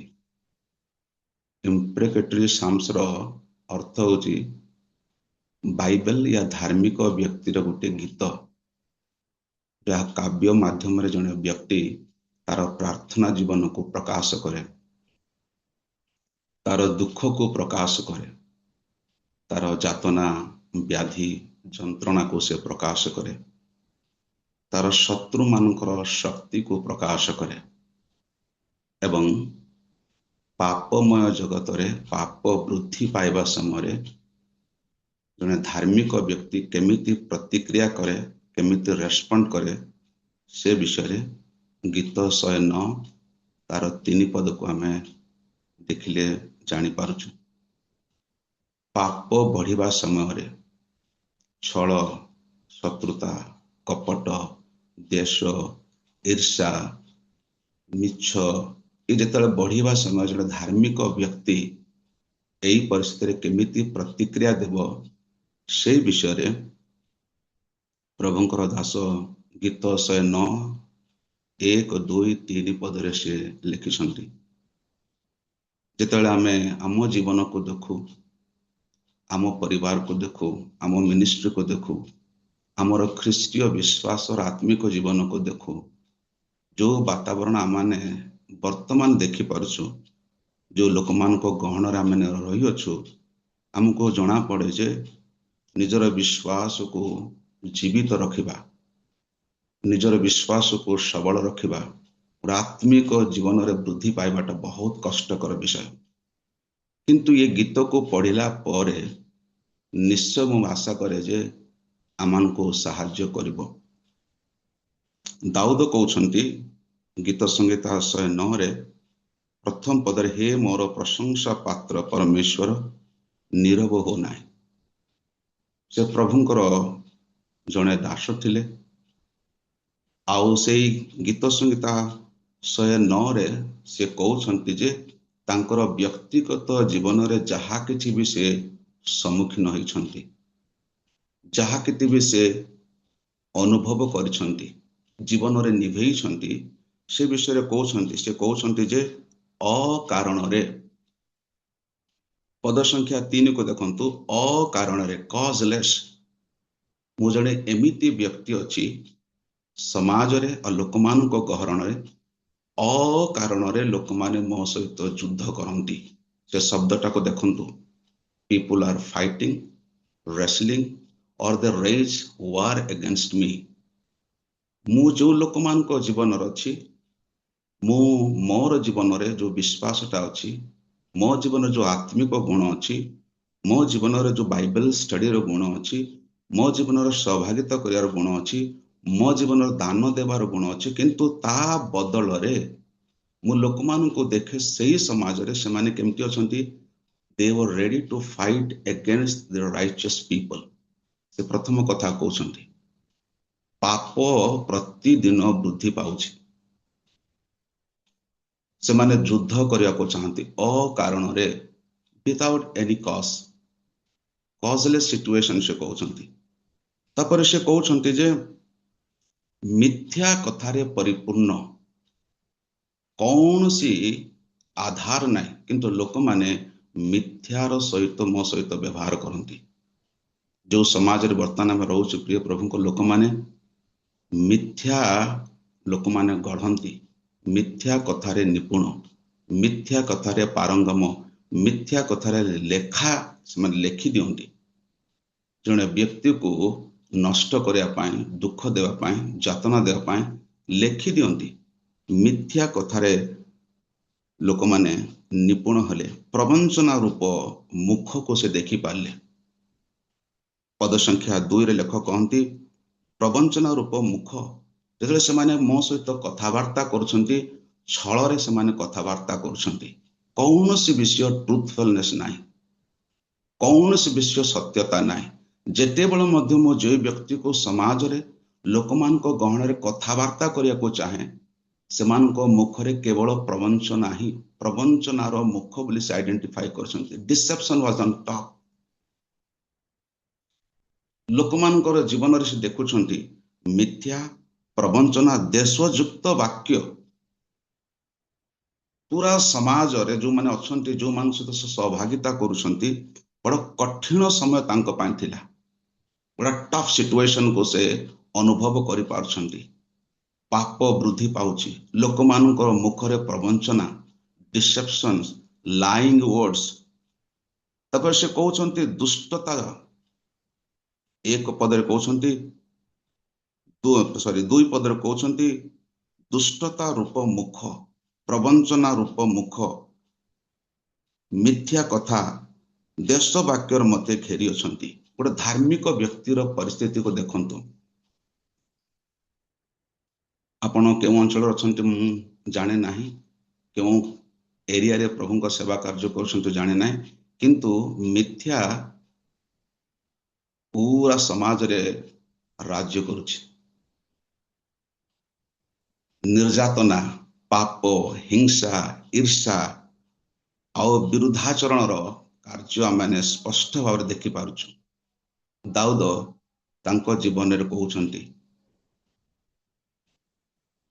ପ୍ରଭୁ ଏମିତି ପରିସ୍ଥିତିରେ ତୁମ ଦାସ ହେଇକି ଗୋଟେ ଆତ୍ମିକ ବ୍ୟକ୍ତି ହେଇକି ମୁଁ କେମିତି ଗ୍ରୁମିଂ ହେଇପାରିବି, ଏହି ପରିସ୍ଥିତିରେ ମୁଁ କେମିତି ମୋର ବିଶ୍ୱାସକୁ ସବଳ କରିପାରିବି, ଏହି ପରିସ୍ଥିତିରେ ମୁଁ କେମିତି ଜୀବନ ଯାପନ କରିବି, ମୋର ପ୍ରତିକ୍ରିୟା କେମିତି ହେବା ଦରକାର। ଜଣେ ଧାର୍ମିକ ବ୍ୟକ୍ତିର ପ୍ରତିକ୍ରିୟା କେମିତି ହେବା ଦରକାର ଏହି ପରିସ୍ଥିତିରେ। ଅଳ୍ପ ସମୟ ଭିତରେ ମୁଁ ସେଇ ପ୍ରତିକ୍ରିୟା ଗୁଡାକକୁ ବିଶ୍ଳେଷଣ କରି ସମାପ୍ତ କରିବାକୁ ଚାହିଁବି। ନମ୍ବର 1, ସେ କହୁଛନ୍ତି ପଦ ସଂଖ୍ୟା 4ରେ, ନମ୍ବର 1 ପ୍ରତିକ୍ରିୟା, ମୁଁ ଜଣେ ପ୍ରେମିକ ବ୍ୟକ୍ତି ହେବି। ମୋର ଶତ୍ରୁମାନେ ମୋ ସହିତ ଘୃଣାର ସହିତ ବ୍ୟବହାର କରିବା ସମୟରେ ମୁଁ ଈଶ୍ୱରୀୟ ପ୍ରେମକୁ ପ୍ରକାଶ କରିବି। ଈଶ୍ୱରୀୟ ପ୍ରେମକୁ ମୁଁ ପ୍ରକାଶ କରିବି। ପଦ ସଂଖ୍ୟା 4କୁ ଦେଖନ୍ତୁ, ମୋ ପ୍ରେମ ପାଲଟେ ସେମାନେ ମୋର ବିପକ୍ଷ ହେଉଛନ୍ତି। Late them deal with me adversely, with enmity, but I will always present a Christ-like love, Christ-centered love. ମୁଁ ଏହି ପରିସ୍ଥିତିରେ ଜଣେ ପ୍ରେମିକ ଭାବରେ ଈଶ୍ୱରଙ୍କର ପ୍ରେମକୁ ପ୍ରକାଶ କରିବି। It's a very important thing. ଏହି ପରିସ୍ଥିତିରେ ଘୃଣାର ସମୟ, ପାପର ସମୟ, ପାପ ବଢୁଛି, ମିଥ୍ୟାର ସମୟ, କିନ୍ତୁ ସେ କହୁଛନ୍ତି ପ୍ରଭୁ ଏହି ପରିସ୍ଥିତିରେ ତୁମର ଗୁଣକୁ ପ୍ରକାଶ କରିବା ପାଇଁ, ଏହି ପରିବେଶରେ, ଏହି ବାତାବରଣରେ ଆତ୍ମିକ ଗୁଣକୁ ପ୍ରକାଶ କରିବା ପାଇଁ ମୁଁ ଚାହିଁବି, ମୁଁ ପ୍ରେମ କରିବି। ଏ ଗୋଟେ ଈଶ୍ୱରୀୟ ଗୁଣ ବୋଲି ମୁଁ ପ୍ରକାଶ କରେ। ଇସ୍ରାଏଲୀ ଲୋକମାନଙ୍କର ବିଶିଷ୍ଟ ନେତାମାନଙ୍କ ମଧ୍ୟରୁ, ଆତ୍ମିକ ନେତାମାନଙ୍କ ମଧ୍ୟରୁ ଜଣେ ନେତା ଥିଲେ। ସେ ମଣ୍ଡଳୀକୁ ପ୍ରେମ କରୁଥିବା ଯୋଗୁଁ 2 ବିବରଣୀ 11 ଅଧ୍ୟାୟ 1 ପଦରେ ସେ କହୁଛନ୍ତି, ସବୁବେଳେ ପରମେଶ୍ୱରଙ୍କୁ ପ୍ରେମ କର।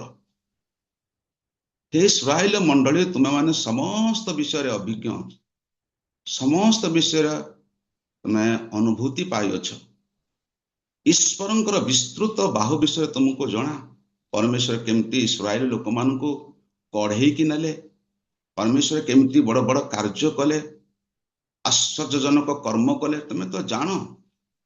କିନ୍ତୁ ପରମେଶ୍ୱରଙ୍କର ସ୍ପେଶାଲ ଦୃଷ୍ଟିଟା ତୁମମାନଙ୍କ ଉପରେ ରହିବାକୁ ହେଲେ, और ବର୍ଷର ଆରମ୍ଭରୁ ବର୍ଷର ଶେଷ ପର୍ଯ୍ୟନ୍ତ ଆଶୀର୍ବାଦ ଯଦି ପାଇବାକୁ ହେଲେ, ତୁମମାନଙ୍କ ଜୀବନରେ କ'ଣ ହେବା ଦରକାର? ଅପଡେଟ୍ ହେବାକୁ ଦରକାର, ଅପଗ୍ରେଡ୍ ହେବାକୁ ଦରକାର। କୋଉ କ୍ଷେତ୍ରରେ? ସେ କହୁଛନ୍ତି ତୁମାନେ ଈଶ୍ୱରୀୟ ପ୍ରେମରେ ପରିପୂର୍ଣ୍ଣ ହୁଅ।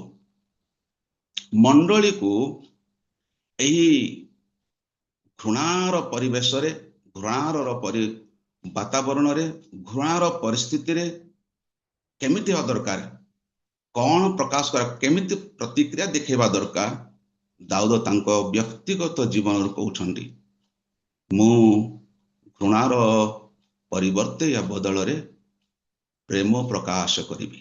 ଈଶ୍ୱରୀୟ ପ୍ରେମ, ଈଶ୍ୱରୀୟ ପ୍ରେମ, ଈଶ୍ୱରୀୟ ପ୍ରେମ ବିଷୟରେ ଜଣେ ବ୍ୟକ୍ତି ଆତ୍ମିକ ନେତା ଭାବରେ ସେ ମଣ୍ଡଳୀକୁ କହୁଛନ୍ତି, ଈଶ୍ୱରଙ୍କର ଦୃଷ୍ଟି ଯଦି ତୁମ ଉପରେ ରହିବାକୁ ଦରକାର, ବର୍ଷର ଆରମ୍ଭରୁ ବର୍ଷର ଶେଷ ପର୍ଯ୍ୟନ୍ତ ଆଶୀର୍ବାଦରେ ଯଦି ପରିପୂର୍ଣ୍ଣ ହେବାକୁ ଦରକାର, ତେବେ ଈଶ୍ୱରୀୟ ପ୍ରେମ ଅଭାବ ନ ହଉ। ଈଶ୍ୱରୀୟ ପ୍ରେମ, ଈଶ୍ୱରୀୟ ପ୍ରେମ ବହୁତ ଇମ୍ପୋର୍ଟାଣ୍ଟ। ଏଟା ଗୋଟେ ଗୁଣବାଚକ ଶବ୍ଦ। ଈଶ୍ୱରୀୟ ପ୍ରେମ ଗୋଟିଏ ଗୁଣବାଚକ ଶବ୍ଦ। ପ୍ରିୟ ପ୍ରଭୁଙ୍କ ଲୋକମାନେ, to become a loving person cost so much. ଯଦି ଆପଣ ପ୍ରେମ ପ୍ରକାଶିତ କରିବାକୁ ଚାହିଁବ, ଏହା ଆପଣଙ୍କୁ କିଛି ଗୋଟେ ମୂଲ୍ୟ ଦେବାକୁ ପଡିବ। ଜହନ ପୁସ୍ତକ 3:16 ଏ lover always ସାକ୍ରିଫାଇସେସ୍, A lover always sacrifices costly things. Praise the Lord. If you want to love someone, you have to pay the price. यदि आपण जने व्यक्ति को जे आपनको घृणा करे, जे आपनको विरुद्ध रे मिथ्याचरण करे, मिथ्या कथा कहे, देशयुक्त वाक्य कहे, प्रवंचनार सहित व्यवहार हुए, से व्यक्ति को यदि आपण प्रेम करबा को चाहुछंती, you have to pay the price, big price. It will cost you so much.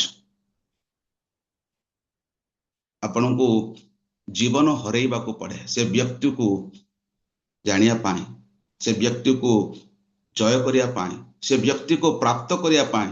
You will lose your life if it is necessary.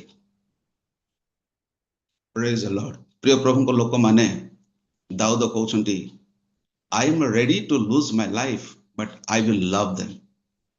जो माने घृणा करुछंती, I will like them, love them. I will even give my life for them. गीत संगीता 109 तार 4 पद को देखंतु, मो प्रेम पालटे से माने मोर विपक्ष अछंती। They became enemies now.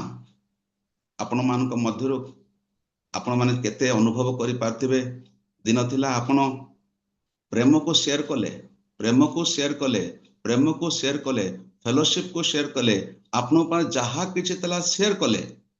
आज आपण को लागे मो ये सबु कला परे मध्य एडा कोन अनुभूति आज मते घृणा करूछंती। एडा धार्मिक जीवन। Every time every people will not love you, not respect you. Remember, it's a sacrifice. एमती गोटे सिचुएशन आसब, दाऊद कहउछंती, I will love them. मोर पाखरे समय नै तो मैं एक्सप्लेन करथान तक मनी। द्वितीय कथा से कहउछंती, मु प्रार्थना रे प्रवृत्त थिली। एई परिस्थिति रे सेई 4 पद को देखंतु, मु प्रार्थना रे प्रवृत्ति थिली। एटा द्वितीय प्रतिक्रिया। धार्मिक व्यक्तिर द्वितीय प्रतिक्रिया कौन होई पारे? प्रार्थना। प्रेम प्लस प्रार्थना। प्रार्थना प्रार्थना प्रेम प्लस प्रार्थना मॉर्निंग टाइम रे लोक माने जने प्रभुंकर दास कॉल कले बोधे पानी उठी छंती कि नाही कहि कि मु देखली समय को एते जल्दी उठी छंती a loving man is a prayerful man also a living person is a prayerful person मो सेमती भावना कहली जे जने व्यक्ति यदि प्रार्थना करूची से लविंग व्यक्ति ही पारो आ जे लविंग करूची से जने व्यक्ति प्रार्थनाशील व्यक्ति पारो से प्रार्थना करिया व्यक्ति थिले दाऊद नफरत घृणा मंदर व्यवहार दुष्ट प्रवंचनार लोक मानकु पाई से प्रार्थना करूछंती व्हाट अ वंडरफुल कैरेक्टर मु प्रेम मध्य करिवि आउ मु कोन करिवि प्रार्थना करिवि याकूब पुस्तक 4 अध्याय 8 पद से कहउछंती एही परिस्थिति उपरे जय पाइबा को हेले जणे व्यक्ति आउ जणे बलवान व्यक्तिर निकटवर्ती हेबा दरकार तार गुण रे परिपूर्ण हेबा दरकार याकूब पुस्तक 4 अध्याय 8 पद कहते I will draw near to God से गोटे डिसीजन नौछंती हाँ लोक माने मिथ्या कथारे आरोप लगाउछंती घृणा करूछंती भल बदले मंगलर बदले अमंगलर व्यवहार करूछंती किंतु मु प्रार्थना रे प्रवृत्त थिबी प्रार्थना I will talk to God I will listen from God I will know the will of God एही परिस्थिति रे मु परमेश्वर सहित कथावार्ता हेबी प्रभुंकर रब को सुनिबी प्रभुंकर इच्छा को बुझीबा को चाहिबी that is the prayer imprecatory prayer प्रभु मु प्रतिशोध नेबा को चाहे नहीं तुमर इच्छा प्रकाश कर मु तो भल काम करिया को चाहूची मु तो प्रेम करिया को चाहूछु मु तो प्रार्थना करिया को चाहूची प्रभु तमे कौन करिया को चाहूचो तुमर इच्छा कौन तुमर अभिमत कौन मते जानिबा को दियो से प्रार्थना करूछंती दाऊद प्रभु मु तुम निकट हेबा निकटवर्ती हेबा को चाहूची ए प्रातः काल रे अनेक लोक माने से माने निर्णय नहीं के आसंती जे ये सकाळ समयटा मु कौन करिवि प्रभुंकर निकटवर्ती हेबी प्रथम सामुएल 25 अध्याय तार 37 पद रे जने बुद्धिमान रो कर्म को मु कहि पारि प्रथम सामुएल 25 अध्याय प्रातः काल रे प्रथम सामुएल 25 अध्याय रे प्रातः काल रे लोक कहंती मु प्रार्थना करिवि प्लस प्रथम सामुएल 25:37 को के पढ़ी देबे के सेटा मु देखिया को चाहूची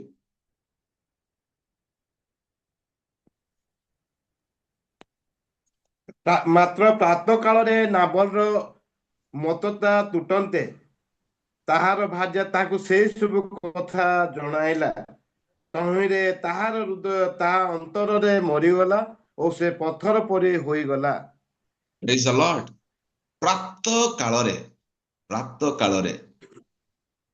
there are some people they are very difficult to understand the importance of morning devotion and prayer fellowship Matwal रे समान अछंती मिथ्या कथार अछंती गर्व रे परिपूर्ण अछंती प्रवंचना युक्त वाक्य कहबारे परिपूर्ण किंतु ये कहउछंती मु मोर परिवार को रक्षा करिया पाए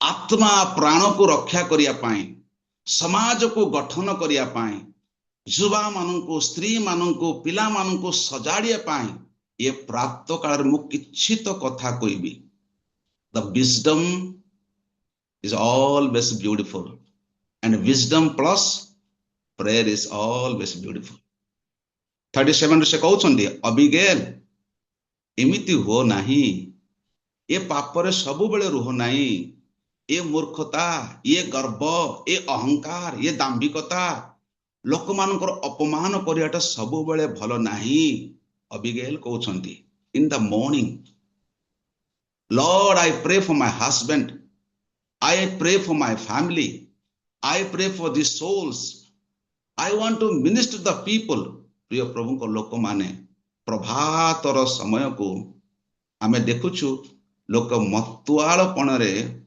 ଥିବା ସମୟରେ ଅବିଗେଲ ପ୍ରାର୍ଥନା, ପରାମର୍ଶ, ବାକ୍ୟ, ଈଶ୍ୱରୀୟ ଜ୍ଞାନକୁ ପ୍ରକାଶ କରୁଛନ୍ତି। 37ରେ ଯେତେବେଳେ ଏହି ଚର୍ଚ୍ଚା ବଢିବାର ଆରମ୍ଭ ହେଲା, ଲେଖକ କହୁଛନ୍ତି ତାର ହୃଦୟ ପଥର ପରି ହେଲା,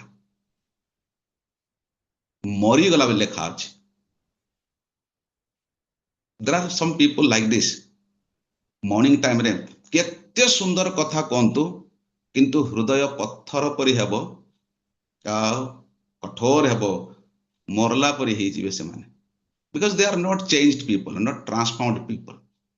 ଆପଣଙ୍କର ଶିକ୍ଷା, ଆପଣଙ୍କର ପ୍ରାର୍ଥନା ଭେଦୁ ପାରୁନା ସେମାନଙ୍କ ଜୀବନରେ, ଭେଦୁ ପାରୁନା, ସେଇଟା ପ୍ରବେଶ କରିପାରୁନା, ପରିବର୍ତ୍ତିତ ହେଇପାରୁନା। But she was wise, she was beautiful, ସେ ରୂପବତୀ ଜ୍ଞାନବତୀ ବୋଲି ପ୍ରକାଶ କରାଯାଇଛି। ପ୍ରଭାତର ସମୟ ଲୋକମାନେ ନିଜର ସ୍ୱାର୍ଥ, ନିଜର ଜୀବନର ଆବଶ୍ୟକତାକୁ ପୂର୍ଣ୍ଣ କରିବା ପାଇଁ ଏ ସମାଜରେ ଅଛନ୍ତି। ଘୃଣା, ମନ୍ଦତା, ଦୁଷ୍ଟତା, ଛଳ କପଟରେ ପରିପୂର୍ଣ୍ଣ, କିନ୍ତୁ ଏ ପ୍ରଭାତରେ ସେ କହୁଛନ୍ତି I will pray for my family, I will teach the word of God, I will help them to understand ତାର କନସିକ୍ୱେନ୍ସଟା କ'ଣ ହେବ। ପ୍ରଭାତରେ ପ୍ରାତଃ ପ୍ରଭୁଙ୍କର ନିକଟବର୍ତ୍ତୀ କରିବା ପାଇଁ। ଯାକୁବ ପୁସ୍ତକ 5:16 କୃପା ଦୟାକରି ପଢନ୍ତୁ। ଯାକୁବ ପୁସ୍ତକ 5:16।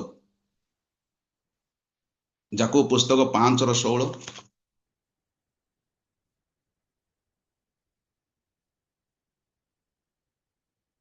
ଟିକେ ଜଲ୍ଦି ଜଲ୍ଦି ପଢନ୍ତୁ। 5:16। ଅତଏବ ପରସ୍ପର ନିକଟରେ ଆପଣ ଆପଣାର ପାପ ସ୍ୱୀକାର କର, ପୁଣି ସୁସ୍ଥ ହେବା ନିମନ୍ତେ ପରସ୍ପର ପାଇଁ ପ୍ରାର୍ଥନା କର। ଧାର୍ମିକ ବ୍ୟକ୍ତିର ପ୍ରାର୍ଥନା ଅନେକ କାର୍ଯ୍ୟ ସାଧନ କରିପାରେ। It's a prayer। ମର୍ଣ୍ଣିଂରେ ଯୋଉମାନେ ପ୍ରାର୍ଥନା କରନ୍ତି ଧର୍ମର ଧାର୍ମିକତା ସହିତ, ପବିତ୍ରତା ସହିତ ଗୋଟେ ପ୍ରଭାବ ଉତ୍ପନ୍ନ କରିପାରେ, ଗୋଟେ ପ୍ରଭାବ ଇନଫ୍ଲୁଏନ୍ସ କରିପାରେ, ଏତେ ପ୍ରଭାବ ଉତ୍ପନ୍ନ କରେ। ସୁସ୍ଥତା ଆଣିଦିଏ, ଆରୋଗ୍ୟତା ଆଣିଦିଏ, ଶାନ୍ତି ଆଣିଦିଏ, ଗୋଟେ ବ୍ୟକ୍ତିକୁ ଆତ୍ମିକତାରେ ପରିପୂର୍ଣ୍ଣ କରିଦିଏ। କିନ୍ତୁ ନାବାଲ କୌଣସି ବିଷୟ ଫରକ ପଡିଲା ନାହିଁ। ସମଟାଇମ୍ ଇଟ୍ ହାପେନ୍ସ। ପ୍ରଭାବ ଯୋଉ ଶିକ୍ଷା ଦିଆଯାଉଛି ସେଟା ପ୍ରଭାବ ଉତ୍ପନ୍ନ କରୁଛି, ପ୍ରବଳ ଶକ୍ତି ସେ ଭିତରେ ଅଛି। କିନ୍ତୁ ନାବାଲକୁ କିଛି ଫରକ ପଡିଲା ନାହିଁ। ସେ ବୁଝଉଛନ୍ତି ଦେଖ ଆଉ କେତେ ଦିନ ଇଏ ଅହଙ୍କାର, ଇଏ ଗର୍ବ, ଏମିତି ବ୍ୟବହାର କେତେ ଦିନ ପର୍ଯ୍ୟନ୍ତ ଚାଲିଥିବ, ବଦଳି ଯାଅ। The wisdom speaks। ମୁଁ ପ୍ରଭୁଙ୍କର ନିକଟବର୍ତ୍ତୀ ହେବି। ତାପରେ ସେ କହୁଛନ୍ତି ପ୍ରାର୍ଥନା କଲା ପରେ ସେ ବୁଝନ୍ତି ଦେଖ ଏତେ ପ୍ରଭାବ ଅଛି ଏଇଠି, ଲୋକ ପରିବର୍ତ୍ତନ ହେଇଯିବେ, ସୁସ୍ଥ ହେଇଯିବେ, ଆରୋଗ୍ୟ ହେଇଯିବେ, ତୁମେ କାହିଁକି ବଦଳୁନ, କ'ଣ ପାଇଁ?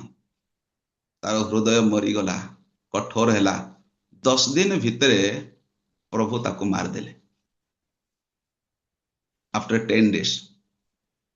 ପ୍ରିୟ ପ୍ରଭୁଙ୍କ ଲୋକମାନେ କନସିକ୍ୱେନ୍ସଟା ବହୁତ ଭୟଙ୍କର ହୁଏ।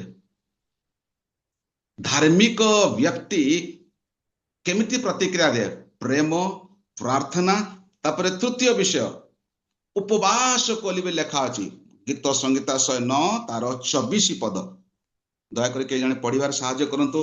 ଗୀତ ସଂହିତା 109ର 24 ପଦ। ଆଉ ମୁଁ କ'ଣ କଲି?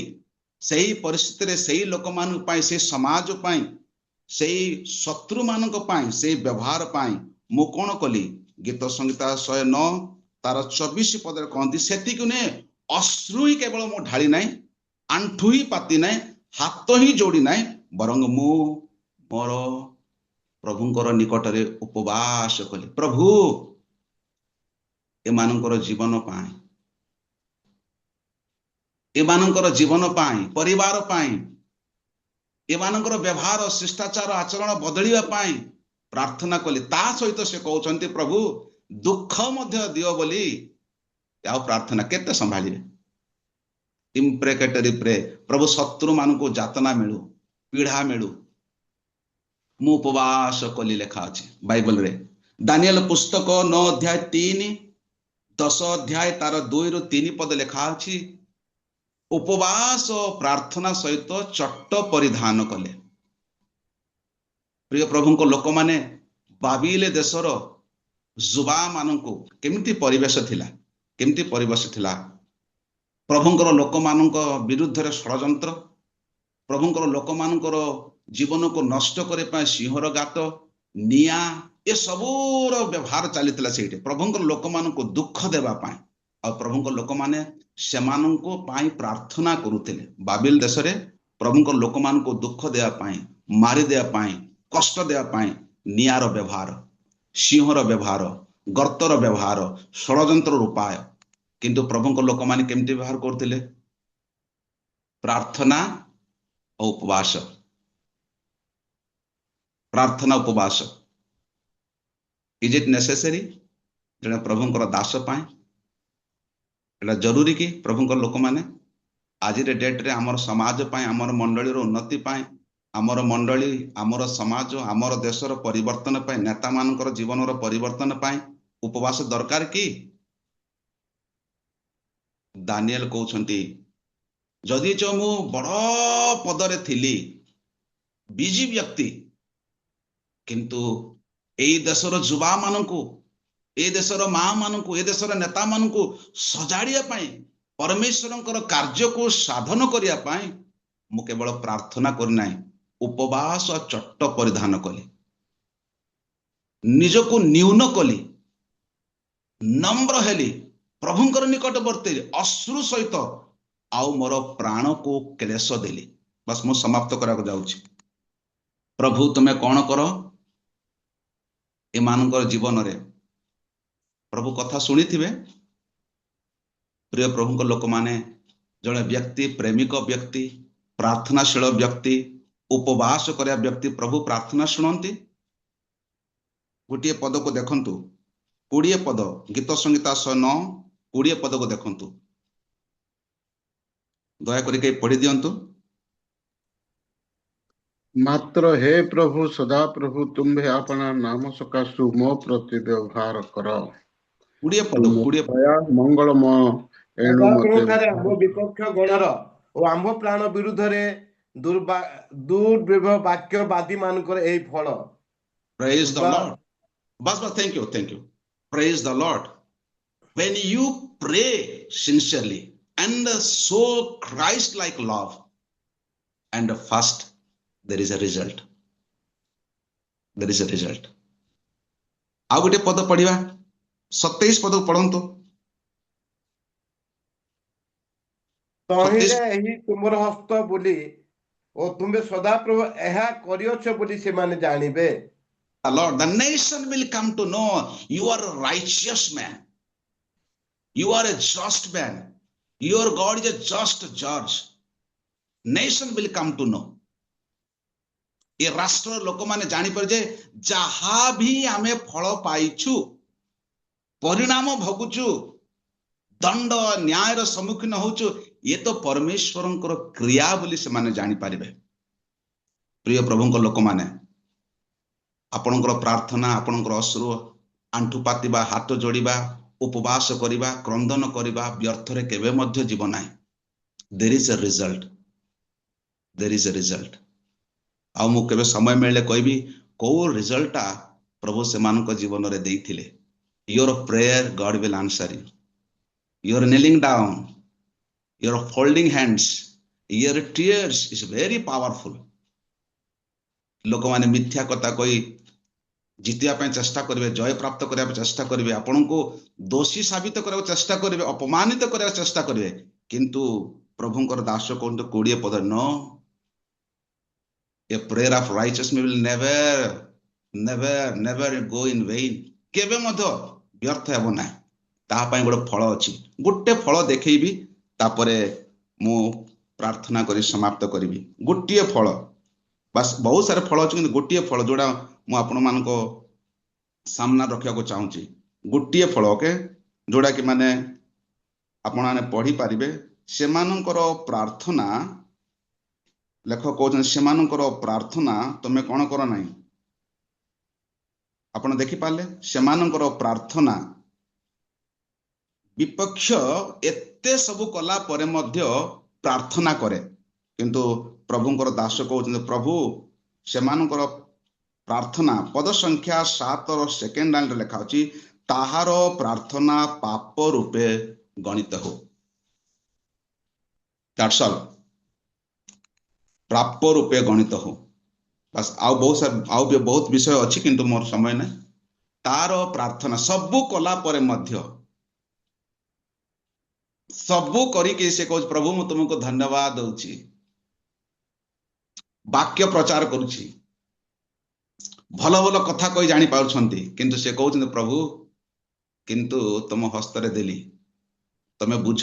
ଆଉ ସେ କହୁଛନ୍ତି ପଦ ସଂଖ୍ୟା 7ରେ ତାହାର ପ୍ରାର୍ଥନା ଭଲ ବିଷୟ ନାହିଁ ଆଜ୍ଞା, କିନ୍ତୁ ସେ କହୁଛନ୍ତି ସେ କେତେ ଭଲରେ ପ୍ରାର୍ଥନା କରୁ, ଭଲ ଭଲ ଶବ୍ଦ ଲଗେଇକି ପ୍ରାର୍ଥନା କରୁ, କିନ୍ତୁ ତା ପାଇଁ ତା ପାପ ଗଣିତ ହଉ। When you are disconnected with God, especially in terms of praying spiritual life, କେତେ ଭୟଙ୍କର ବିଷୟ। ଆମର ପୁଣି ପ୍ରାର୍ଥନା, ଆମର ପୁଣି ଦାନ ସହଭାଗିତା ଆମ ପ୍ରତି ପାପ ଗଣିତ ହଉ, କେତେ ଭୟଙ୍କର ବିଷୟ। ଦାଉଦ କହୁଛନ୍ତି ବାବୁରେ ଏତେ ଯେତେ ଯାହା ଆମେ କରୁଛୁ ଆମ ପାଇଁ ପାପ ଗଣିତ, ଅଳ୍ପ ଆୟୁ ବିଶିଷ୍ଟ ବ୍ୟକ୍ତି ଆମେ ହେବା। ସେଠି ଲେଖା ଅଛି 8 ପଦରେ ତାର ବୟସ ଅଳ୍ପ ହେଉ। ବଡ ବଡ ଫଳ ଆଜ୍ଞା, ବହୁତ ବଡ ବଡ ରେଜଲ୍ଟ, କିନ୍ତୁ ସମୟର ଅଭାବ। ବହୁତ ବଡ ବଡ ସେ କହୁଛନ୍ତି ଇମ୍ପ୍ରେକେଟରୀ ପ୍ରେୟର, ପ୍ରଭୁ ମୁଁ ପ୍ରାର୍ଥନା କରି ତମ ହସ୍ତରେ ସମର୍ପଣ କଲି, ଆଉ ସେ ଫଳଟା ତୁମେ ଦେବ ବୋଲି ମୁଁ ବିଶ୍ୱାସ କରୁଛି। ପ୍ରିୟ ପ୍ରଭୁଙ୍କ ଲୋକମାନେ, ଆପଣମାନଙ୍କ ଜୀବନରେ ଦୁଃଖ ଅଛି, କ୍ଲେଶ ଅଛି, ମିଥ୍ୟାରେ ଲୋକମାନେ ଆରୋପ କରୁଛନ୍ତି, ନିର୍ଯାତନା ଦଉଛନ୍ତି, ଜେଲରେ ରଖୁଛନ୍ତି, ସମସ୍ତ ବିଷୟ ଅଛି, କିନ୍ତୁ ପ୍ରଭୁ ଆମମାନଙ୍କର ପ୍ରାର୍ଥନା ନିଶ୍ଚିତ ଭାବେ ଶ୍ରବଣ କରିବେ ଆଉ ଫଳ ମଧ୍ୟ ଦେବେ। ପ୍ରଭୁ ଏ ସଂକ୍ଷିପ୍ତ ବାକ୍ୟ ଦ୍ୱାରା ଆମ ପ୍ରତ୍ୟେକଙ୍କୁ ଆଶୀର୍ବାଦ କରନ୍ତୁ। ଆମ ନିଜ ଚକ୍ଷୁକୁ ବନ୍ଦ କରିବା, ନତମସ୍ତକ ହେବା, ପ୍ରଭୁଙ୍କର ନିକଟବର୍ତ୍ତୀ ପ୍ରାର୍ଥନା କରିବା। ମଙ୍ଗଳମୟ ସ୍ୱର୍ଗସ୍ଥ ପିତା, ପ୍ରଭୁ ଏ ପ୍ରଭାତ ସମୟ ପାଇଁ ତୁମର ଧନ୍ୟବାଦ, ସ୍ତୁତି, ପ୍ରଶଂସା, ମହିମା, ଗୌରବ କରୁଛୁ। ତୁମ ଲୋକମାନଙ୍କ ପାଇଁ